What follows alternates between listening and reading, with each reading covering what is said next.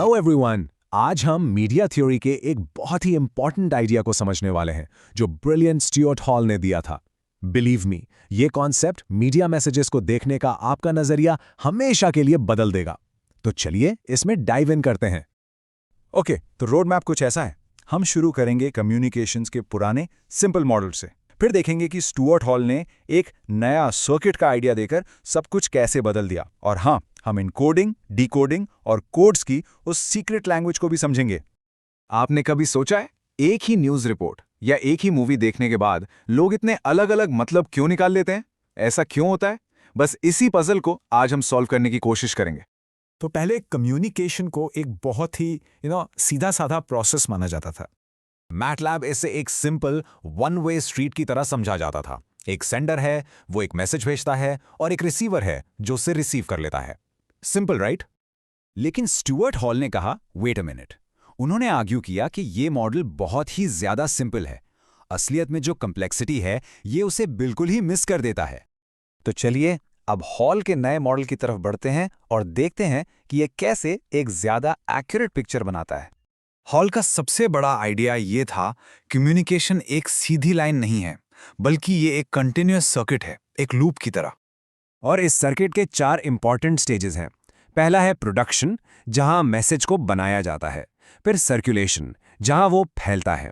उसके बाद कंजम्पशन, जहां हम उसे देखते या सुनते हैं। और आखिर में रिप्रोडक्शन, जहां वो मैसेज हमारे एक्शंस और बिलीव्स पर अपना असर छोड़ता है। और देखिए, इसी सर्किट के अंदर 2 सबसे जरूरी मूवमेंट्स हैं। एक तरफ है एनकोडिंग, ये वो मोमेंट है जहां प्रोड्यूसर एक आइडिया को एक मैसेज में बदलता है। और दूसरी तरफ है डिकोडिंग, जहां हम यानी ऑडियंस उस मैसेज से अपना मतलब निकालते हैं।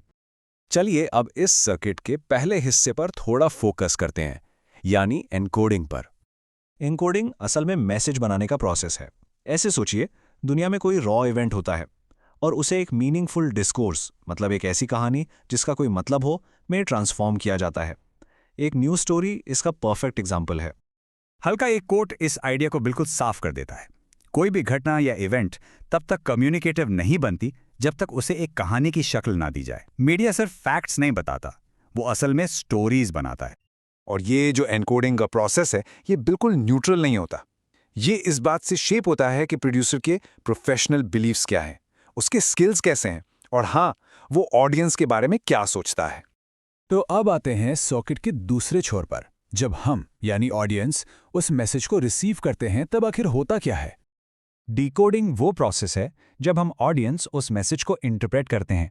यहीं पर उस मैसेज को आखिरकार एक मतलब, एक इफेक्ट मिलता है। और यहाँ पर स्टुअर्ट हॉल का सबसे पावरफुल इंसाइट सामने आता है। देखिए, ये जरूरी नहीं है कि जो मीनिंग प्रोड्यूसर ने मैसेज में एनकोड किया है, ऑडियंस भी वही सेम मीनिंग डिकोड करे। एनकोडिंग और डिकोडिंग ये बराबर नहीं होते, दे आर नॉट सिमेट्रिकल। और इन दोनों मोमेंट्स के बीच का ये जो गैप है या लैक ऑफ फिट है, इसी से डिस्टॉर्शंस, या जैसे हम आम भाषा में मिसअंडरस्टैंडिंग्स कहते हैं, वो पैदा होती हैं। तो सवाल उठता है कि आखिर ये एनकोड और डिकोड होता कैसे है? वेल, इसका जवाब कोड्स की सीक्रेट लैंग्वेज में छुपा है। तो कोड क्या है? एक कोड बेसिकली रूल्स का एक सेट है। जैसे ग्रामर के रूल्स हमें सेंटेंस समझने में मदद करते हैं, वैसे ही मीडिया कोड्स हमें मैसेजेस का मीनिंग समझने में मदद करते हैं। अगर कोड ना हो तो मैसेज सिर्फ शोर है, उसका कोई मतलब नहीं। और पता है, कुछ कोड्स हमारे कल्चर में इतने ज्यादा यूज होते हैं कि वो बिल्कुल नेचुरल लगने लगते हैं। ऐसा लगता है जैसे ये तो कॉमन सेंस है, जबकि सच को छुपा दिया जाता है कि उन्हें भी बनाया गया है। इसको और बेहतर तरीके से समझने के लिए हम मीनिंग को 2 हिस्सों में तोड़ सकते हैं। पहला है डिनोटेशन। ये किसी भी साइन का सबसे बेसिक, आम, लिटरल मतलब होता है। और दूसरी तरफ है कॉनोटेशन। इसका मतलब है वो सारे एक्स्ट्रा कल्चरल और एसोसिएटिव मीनिंग्स जो एक साइन के साथ जुड़ जाते हैं। और यहीं पर मीनिंग फ्लूइड हो जाता है, बदलता रहता है। एग्जाम्पल से समझते हैं। एक स्वेटर का डिनोटेटिव मीनिंग क्या है? सिंपल, एक गर्म कपड़ा। लेकिन इसका कॉनोटेटिव मीनिंग कुछ भी हो सकता है। सर्दियां आ रही हैं, या ये तो हाई फैशन है, या फिर एक कोजी आराम वाला दिन। देखा आपने? तो इस पार्ट से सबसे बड़ा टेकअवे ये है कि मीनिंग कोई ऐसी चीज नहीं है जिसे बस डिलीवर कर दिया जाता है। नहीं, मीनिंग को कम्युनिकेशन सर्किट के दोनों ही छोर पर एक्टिवली प्रोड्यूस किया जाता है। तो हम इस बहुत ही पावरफुल आइडिया के साथ कंक्लूड करते हैं, जो मैसेज भेजा जाता है वो कभी भी वही मैसेज नहीं होता जो रिसीव किया जाता है। हमारे नेक्स्ट पार्ट में हम एक्सप्लोर करेंगे कि रियल वर्ल्ड में इसके क्या इम्प्लीकेशंस हैं। Like and subscribe. Welcome back दोस्तों। पार्ट 1 में हमने स्टुअर्ट हॉल के कम्युनिकेशन का बेसिक मॉडल समझा था। आज हम और भी गहराई में जाएंगे। हम उन हिडन कोड्स को क्रैक करने वाले हैं जो डिसाइड करते हैं कि किसी मैसेज का असली मतलब क्या है। तो चलिए शुरू करते हैं। आपने कभी सोचा है कि एक ही फिल्म, एक ही न्यूज़ रिपोर्ट या एक ही एड अलग अलग लोगों के लिए बिल्कुल अलग अलग मतलब क्यों रखती है? ये एक बहुत कॉमन एक्सपीरियंस है और स्टुअर्ट हॉल का मॉडल हमें इसे समझने का एक बहुत ही पावरफुल तरीका देता है। तो आखिर ऐसा होता कैसे है? देखिए, प्रॉब्लम यहीं से शुरू होती है। प्रोड्यूसर यानी मैसेज का क्रिएटर उसे एक इंटेंडेड मीनिंग के साथ एनकोड करता है, लेकिन ऑडियंस उसे अपने फ्रेमवर्क के हिसाब से डीकोड करती है। हॉल इसे एसिमेट्री या लैक ऑफ फिट कहते हैं। मतलब प्रोड्यूसर और रिसीवर के कोड्स हमेशा परफेक्टली अलाइन नहीं करते और सारी इंटरेस्टिंग चीजें इसी गैप में होती हैं। तो इस गैप को समझने के लिए हमें सबसे पहले एक फंडामेंटल आइडिया को चैलेंज करना होगा कि कोई भी इमेज रियलिटी का आईना होती है। ऐसा नहीं है, और इस सेक्शन में हम देखेंगे कि ऐसा क्यों है। स्टुअर्ट हॉल ने इसे एक ब्रिलियंट कोड से समझाया था। फिल्म का कुत्ता भौंक तो सकता है पर काट नहीं सकता। उनका मतलब यह है कि कोई रिप्रेजेंटेशन कितना भी रियलिस्टिक क्यों ना हो, वो रियलिटी नहीं है। वो एक मैसेज है जिसे कोड्स की लैंग्वेज के जरिए बनाकर हम तक पहुंचाया गया है। तो ये साइंस आखिर हैं क्या? हम अक्सर आइकॉनिक साइंस देखते हैं, वो साइंस जो उस चीज जैसे दिखते हैं जिसे वो रिप्रेजेंट करते हैं, जैसे कि एक फोटोग्राफ। लेकिन यहाँ एक बहुत जरूरी पॉइंट है, वो अभी भी कोड्स हैं। एक फोटो दुनिया में झांकने की खिड़की नहीं है, वो दुनिया का एक कंस्ट्रक्टेड वर्जन है। और इससे एक बहुत पावरफुल फिनोमिनॉन पैदा होता है। कुछ कोड्स इतने कॉमन हो जाते हैं, हम उन्हें बचपन से इतना गहराई से सीख लेते हैं कि वो नेचुरल लगने लगते हैं। हम भूल ही जाते हैं कि उन्हें कभी बनाया गया था। इन्हें कहते हैं नेचुरलाइज्ड कोड्स। हमें कोड दिखना ही बंद हो जाता है क्योंकि वो हमारे कॉमन सेंस का हिस्सा बन चुका होता है। और यहीं पर आइडियोलॉजी अपना सबसे पावरफुल काम करती है। ये नेचुरलाइज्ड कोड्स का आइडिया हमें मीनिंग के पहले और सबसे बेसिक लेवल पर ले आता है। ये वो लेवल है जो लगभग सभी को ऑब्वियस लगता है। इस लेवल को कहते हैं डेनोटेशन। ये किसी साइन का लिटरल डिक्शनरी डेफिनेशन वाला मीनिंग होता है जिस पर एक कल्चर में ज्यादातर लोग अग्री करते हैं। लेकिन याद रखें, ये ऑब्जेक्टिव रियलिटी नहीं है। ये बस सबसे ज्यादा शेयर्ड, फिक्स्ड और नेचुरलाइज्ड इंटरप्रिटेशन है। चलिए एक सिंपल सा एग्जांपल लेते हैं। एक स्वेटर, इसका डिनोटेटिव मीनिंग क्या है? सिर्फ इतना कि ये एक गरम कपड़ा है, बस। ये वो बेसिक लिटरल मीनिंग है जिस पर लगभग हर कोई अग्री करेगा। लेकिन अब चीजें सच में कॉम्प्लेक्स और पावरफुल होने वाली है। इस लिटरल मीनिंग से आगे हम छुपे हुए एसोसिएटिव मीनिंग्स की दुनिया में एंटर करते हैं। इस लेवल को कहते हैं कॉनोटेशन।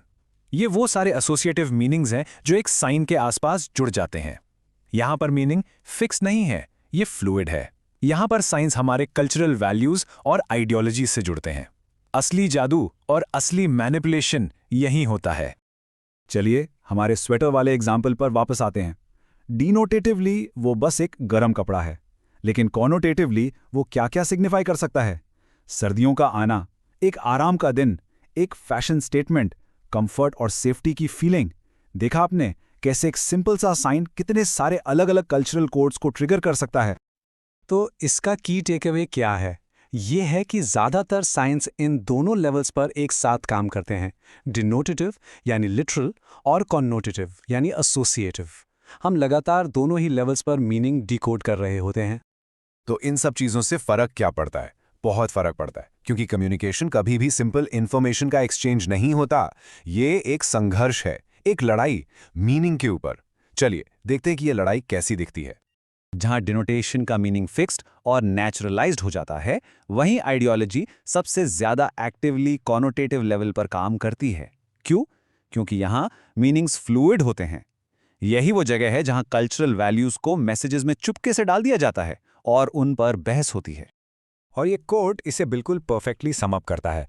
हॉल कहते हैं कि साइन मीनिंग के संघर्ष में पूरी तरह से उतर जाता है, जो कि लैंग्वेज में क्लास स्ट्रगल है। कम्युनिकेशन न्यूट्रल नहीं होता, ये एक मैदान जंग है जहां अलग अलग वर्ल्ड व्यूज चीज़ों के मतलब को डिफाइन करने के लिए आपस में लड़ते हैं। ये टेबल हमारी पूरी डिस्कशन को बहुत आसानी से समराइज करता है। डिनोटेशन के लेवल पर आपके पास लिटरल मीनिंग है, जहां आइडियोलॉजी फिक्स्ड और नेचुरलाइज्ड है। लेकिन कॉनोटेशन के लेवल पर आपके पास एसोसिएटिव, फ्लूइड मीनिंग है, जहां आइडियोलॉजी एक्टिव है और उसे बदला जा सकता है।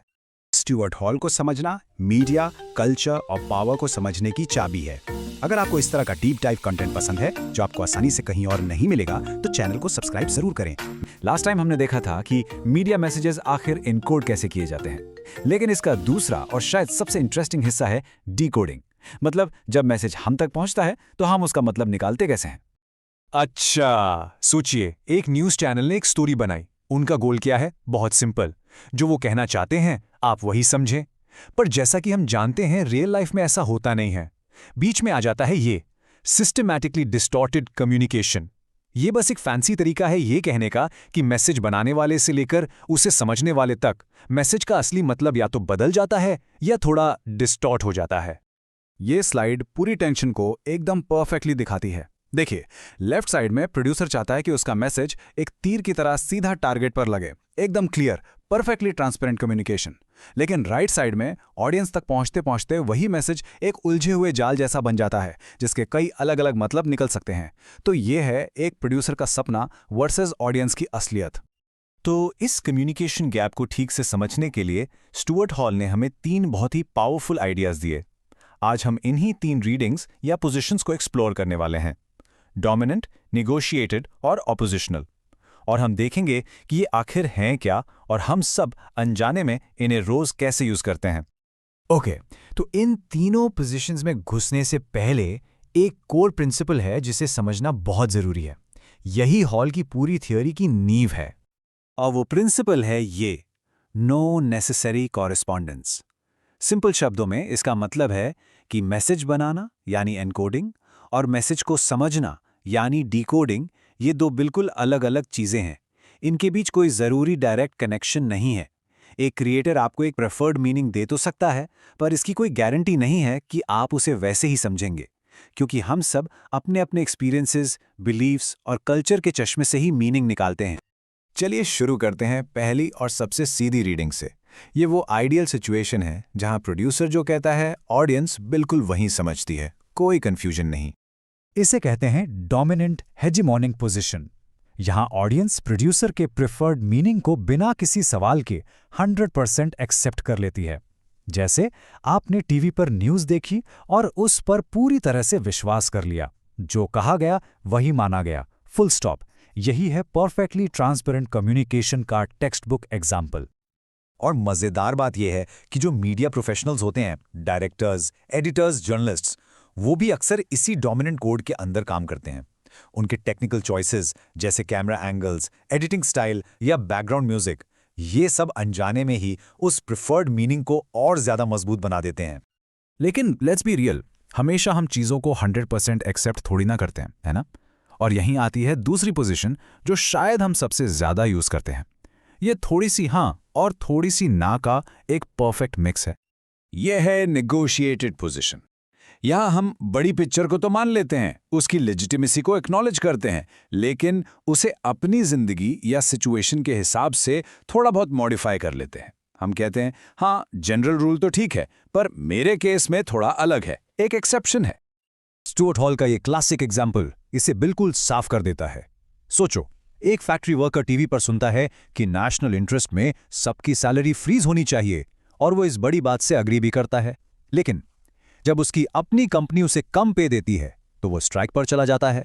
देखा, यही है नेगोशिएशन। नेशनल लेवल पर हां, पर पर्सनल लेवल पर कंडीशंस अप्लाई। और अब फाइनली आते हैं तीसरी और सबसे रैडिकल पोजीशन पर। यहां ऑडियंस मैसेज को सिर्फ अडैप्ट नहीं करती, बल्कि उसे सीधा सीधा रिजेक्ट कर देती है। यह है ऑपोजिशनल पोजीशन। और यहां एक बहुत जरूरी बात है, व्यूअर मैसेज को गलत नहीं समझ रहा। ये कोई मिसअंडरस्टैंडिंग नहीं है। वो प्रोड्यूसर का पॉइंट A to Z बिल्कुल ठीक समझता है, लेकिन समझने के बाद वो उसे जानबूझकर रिजेक्ट करता है और अपने बिल्कुल अलग कॉन्ट्ररी फ्रेमवर्क से उसका एक नया मतलब निकालता है। हाल का एग्जाम्पल यहां भी ब्रिलियंट है।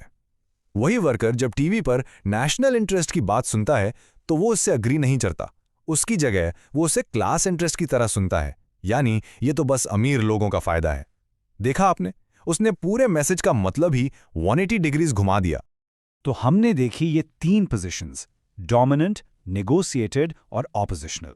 चलिए एक क्विक रिकैप करते हैं, इनको साइड बाय साइड रखते हैं ताकि इनके बीच का फर्क एकदम क्रिस्टल क्लियर हो जाए। इस टेबल में आप तीनों पोजीशंस को एक साथ देख सकते हैं। बेसिकली डोमिनेंट है यस सर, नेगोशिएटेड है यस बट, और ऑपोजिशनल है no you are completely wrong. ये सिंपल सा ब्रेकडाउन दिखाता है कि मीनिंग कभी भी फिक्स्ड या स्टैटिक नहीं होता। ये हमेशा एक एक्टिव प्रोसेस होता है जिसमें हम सब शामिल हैं। तो अब आते हैं सबसे बड़े सवाल पर। इस 50 साल पुरानी थियरी का आज क्या रेलेवेंस है? Why does all of this matter today? इस सोशल मीडिया और फेक न्यूज़ के ज़माने में? वेल, इसका रेलेवेंस ये है कि कम्युनिकेशन सिर्फ इंफॉर्मेशन शेयर करना नहीं है। ये एक साइट ऑफ स्ट्रगल है, एक बैटल ग्राउंड जहां मीनिंग, पावर और आइडियोलॉजी के लिए कांस्टेंट लड़ाई चलती रहती है। जब आप एक व्हाट्सएप फॉरवर्ड को एक्सेप्ट करते हैं, नेगोशिएट करते हैं या रिजेक्ट करते हैं, आपका वो छोटा सा डिसीजन भी एक पॉलिटिकल एक्ट है। और स्टुअर्ट हॉल इस पूरी बात को इस एक पावरफुल लाइन में सम अप करते हैं, the struggle in discourse is joined. इसका मतलब है आप चाहें या ना चाहें, जब भी आप मीडिया कंज्यूम करते हैं, चाहे वो टीवी हो, फिल्म हो या एक मीम, आप इस स्ट्रगल फॉर मीनिंग का हिस्सा बन जाते हैं। आपकी हर रीडिंग इस लड़ाई में एक मूव है।